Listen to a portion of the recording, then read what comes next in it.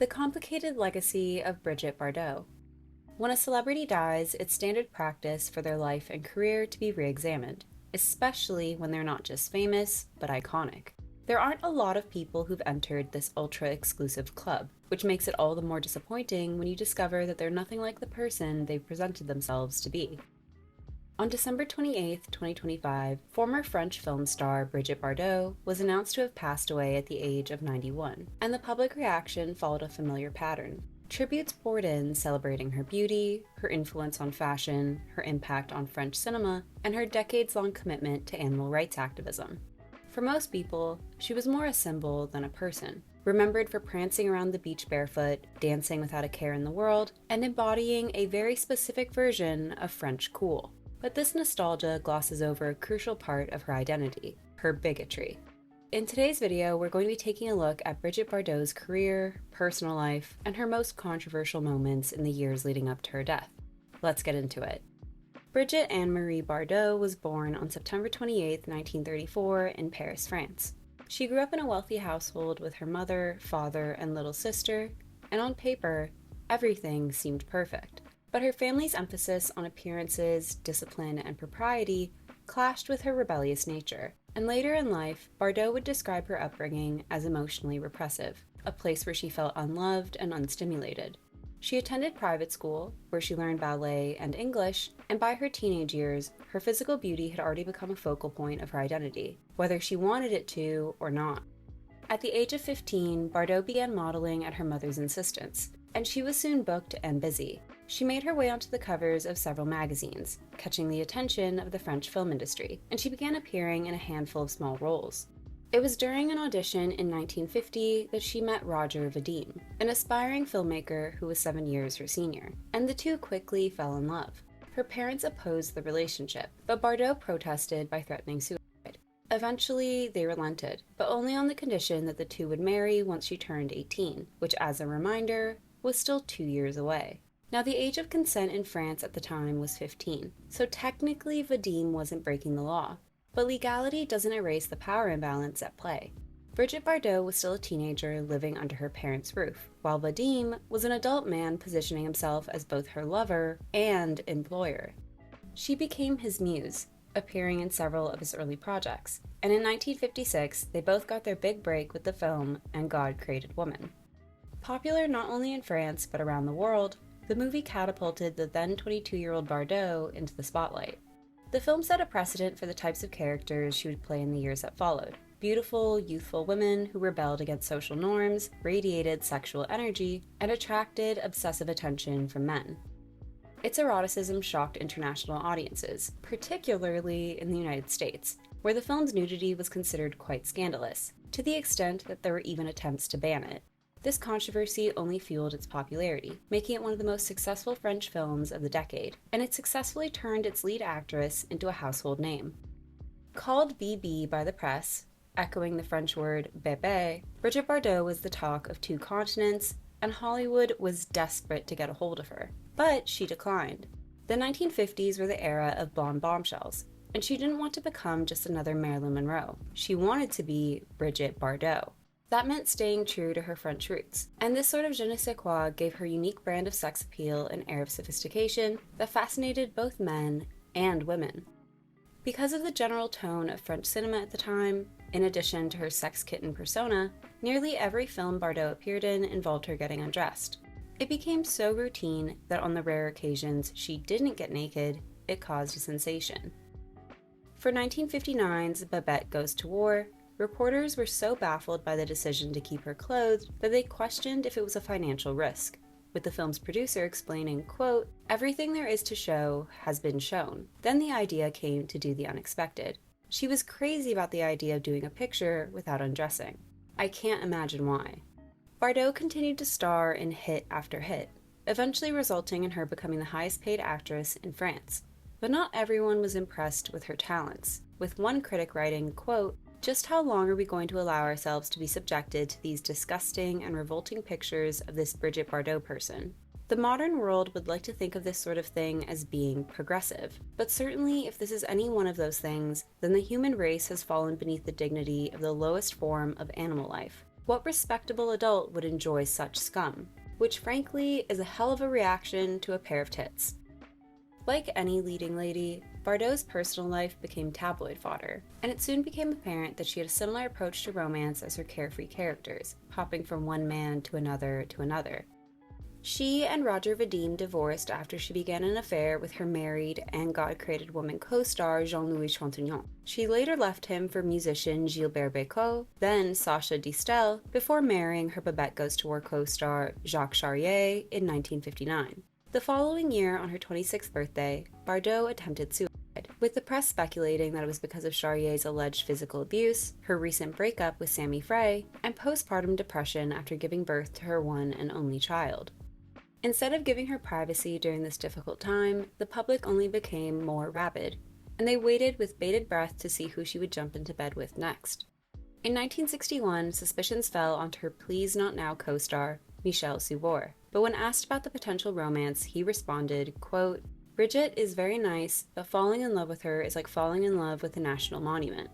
That comment says everything about how she was perceived by the general public. She wasn't being loved for who she was, but for what she represented. In 1966, Bardot entered a relationship with German industrialist Günter Sachs, whom she soon married. The press portrayed him as a glamorous playboy, rich, cultured, worldly, but what received far less attention was his family background. Both his father and grandfather were members of the Nazi Party and made large financial contributions to the SS during World War II. Although they were penalized during denazification, they were given the rather light classification of follower, allowing them to retain their wealth as the rest of Germany rebuilt itself. I'm inherently suspicious of any billionaire, but considering who raised him, I can't help but wonder what Sachs' own views were, and whether Bardot shared them, especially considering what came later. While the two were married, Bardot had an affair with renowned musician Serge Gainsbourg, with the two even collaborating on a handful of songs together, but the relationship ended when he got together with fellow fashion icon and film star Jane Birkin. Bardot had brief flings with a few other men throughout the 1960s and 70s, and both in film and in life, her sex kitten classification evolved into man-eater. For the first half of her career, Brigitte Bardot was one of France's biggest exports. She generated millions in tax revenue, turned Saint-Tropez into a global tourist destination, and was even used as the reference for Marianne, France's female emblem of freedom and liberty. She wasn't universally beloved, however, with many in the industry finding the same rebelliousness and confidence she portrayed on screen off-putting in real life. But because she was so famous, they had no choice but to accept her quirks, with one American producer saying, quote, "She's so spoiled and so wealthy that if she gets peeved, she's liable to pack up and head for France. Then what do we do? Replace her? No sirree. We need her more than she needs us." Yeah. Now, when you get some time off, what do you like to do the most? Have a rest, because I'm very lazy. But fame took its toll. Bardot was swarmed in public, burglarized by fans, and relentlessly hounded by the press. So after several lukewarm film releases in the 1970s, she announced her intentions to retire. She had threatened this several times over the course of her career, but this time she meant it, and at the age of 39, she left the acting business for good. Searching for purpose, she dedicated herself to animal rights activism, a cause she'd become interested in back in the 1960s after seeing photos of a slaughterhouse. She linked her love of animals directly to her relationship with the press, saying, quote, "I suffered a lot in the beginning. I was really treated like someone less than nothing. I can understand hunted animals because of the way I was treated." Over the next few decades, she brought attention to various animal rights issues, including a famous trip to Canada where she was photographed holding a baby seal in protest of the fur trade. But over time, something shifted. By the 1990s, she had begun using her animal rights advocacy as a vehicle for her hostility towards people. An early example was an open letter she wrote to the mayor of Saint-Tropez protesting the city's dog ban. Quote, "Exhibitionism, vice, cash, homosexuality have become sad and degrading symbols of the beach for which you are responsible. Each year, as summer arrives, I have to flee the invasion of tourists who are mediocre, dirty, ill-bred, and without shame." Her 1992 marriage to Bernard Dormant, a former advisor to far-right National Front leader Jean-Marie Le Pen, coincided with an escalation in her rhetoric.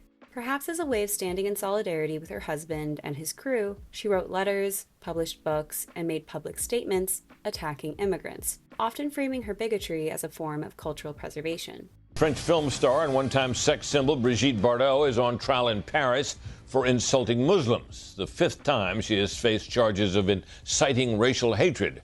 Bardot, who previously lamented what she calls the, quote, Islamization of France, is now under fire for saying, quote, the Muslim community is destroying our country and imposing its acts. These comments eventually led to her being brought to court several times for inciting racial hatred, but each time she just doubled down. Initially, she presented her statements as criticism of the Eid al-Adha festival, which includes the sacrifice of livestock. Quote, it's barbarian to kill these sheep, which are not knocked unconscious before being bled. It's a party for everyone, but for me, it's horror. There is an enormous amount of Muslims in France now. These people have come to our country but don't apply our laws. I'm just saying out loud what everyone thinks quietly.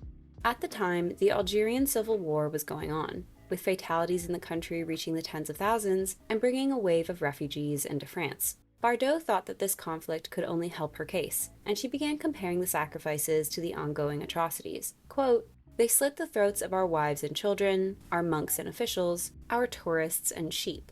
They'll slit our throats one day. Back in 1961, the OAS, a French far-right organization whose goal was to prevent Algeria's independence from French colonial rule, sent Bardot a letter requesting she donate to their cause. Known for their bombings, assassinations, kidnappings, and other acts of terrorism, she responded by filing a suit for attempted extortion, saying, quote, I have no wish to live in a Nazi country. But only 3 decades later, she went and married someone with direct ties to the same organization. Oh, the irony. As the years passed, Bardot's racism only became more apparent. Quote, my country, France, my homeland, is with the blessing of successive governments again invaded by an overpopulation of foreigners, especially Muslim. We have to submit against our will to this Muslim overflow. From year to year, we see mosques flourish across France, while our church bells fall silent because of a lack of priests. It's interesting that she laments the decline of Christianity while simultaneously scolding Pope Francis for not demanding that everyone go vegan for Lent. Quote, you focus on human misery, strangely favoring Muslim migration to the detriment of Christians in the Middle East, but the ones with a fate more miserable than the fate of these humans are the animals who receive no support. Of course, in Bardot's mind, not all animals are created equal, with the former actress criticizing the Australian government's plan to cull feral cats to save the country's endangered native species, writing, quote, this animal genocide is inhumane and ridiculous. In addition to being cruel, killing these cats is absolutely useless since the rest of them will keep breeding. Talk to any conservation biologist and they'll disagree with her. But what do they know, right? Despite being associated with the sexual revolution of the swinging 60s, Bardot herself has never identified as a feminist, even saying in 1973, quote, I think the women's liberation movement is perfectly funny and crazy. Sure, you have to find a compromise, but to fully fulfill oneself, women must remain women. There are very few real women left, and no real men. Her hesitance to side with women over men was made crystal clear in 2018 when she was asked about the Me Too movement. Quote, there are many actresses who flirt with producers in order to get a role. Then, in order to be talked about, they will say they have been harassed. Me, I was never the victim of sexual harassment, and I found it charming when I was told that I was beautiful or I had a nice little backside. This kind of compliment is nice. Keep in mind, this is the same woman who at 16 years old was pursued by a 22-year-old man who had become her employer. Also the same woman who was told to get naked in every movie she was in, for no other reason than because. But internalized misogyny works in mysterious ways. And to top it all off, she's also a sexual abuse defender. Quote, thankfully, Roman Polanski exists and he is saving cinema from its mediocrity. I judge him on his talent and not on his private life. I regret never having shot with him. And me, I stand by everything I have said, and I will double down. Free Harvey Weinstein! When it comes to old Hollywood legends, people love to say they were products of their time. But let's take a look at Brigitte Bardot's peers, shall we? After retiring, Audrey Hepburn dedicated her life to humanitarian work. Elizabeth Taylor fought for AIDS awareness and LGBTQ rights. Jane Fonda opposed the Vietnam War and championed environmental justice. Marlon Brando was a vocal supporter of civil and indigenous rights. I'm not saying Brigitte Bardot's animal activism isn't important, but it doesn't erase her racism, it doesn't excuse her misogyny, and it doesn't make her immune to criticism. So in the end, who was Brigitte Bardot? A sex symbol, a fashion icon, an unapologetic racist? I guess the answer is all of the above. But maybe the most honest way to remember her isn't as a legend, but as a cautionary tale about what happens when beauty, privilege, and fame go unchecked. Maybe some things and people should be left in the past. That's it for this video. Don't forget to like and subscribe, and I'll see you soon. Bye!